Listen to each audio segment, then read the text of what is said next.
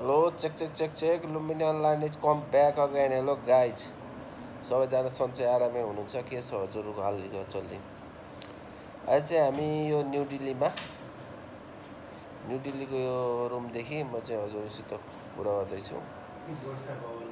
यो गोर्खा भवन, न्यू दिल्लीको यो गोर्खा भवनदेखि अब चाहिँ हामी चट्टो लाएर कपडा सपडा लगाएर नास्ता सस्ता खाएर चट्ट आज हामी चाहिँ एमबिसीतिर जाने प्रोग्राम चलिरहेको छ।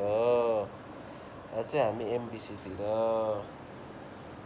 सबैजना कहाँदेखि हेरिदिनुहुन्छ कमेन्ट लाइक सब्सक्राइब गरिदिनुहोस् है गाइस सबैजना। ल म आज लास्टसम्म हेर्दै जानु होला, एकदम भिआइपी हुनेवाला छ आजको ब्लग चाहिँ है गाइस।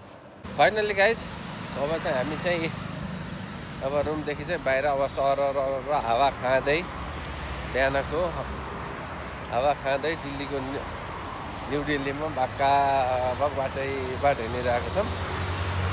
सरासर अब चाहिँ हामी चाहिँ एमबिसीतिर प्रस्थान गर्दैछौँ गाइज। हामी चाहिँ अब एमबिसीतिर प्रस्थान भइरहेको छ।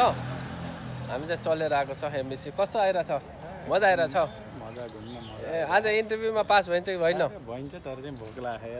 एमबिसीमा पास भइन्छ कि नै? 100%। बिहानै भोक लाग्यो भन्छन् अरे यिनले। फेरि के हो पारा यार? किन पास ए यार के छ अनि हाम्रो हालखबर चस्मा सर? It's fine.